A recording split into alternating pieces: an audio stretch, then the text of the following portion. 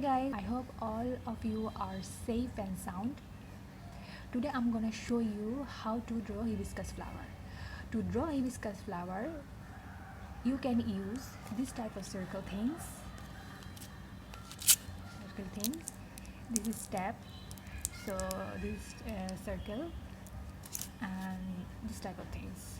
If you want to draw small hibiscus flower, you can use this type of circle. Or if you want to draw big hibiscus flower, you can use this. Or if you can use this type of way. Alright, do not further delay, so let's get started to this video.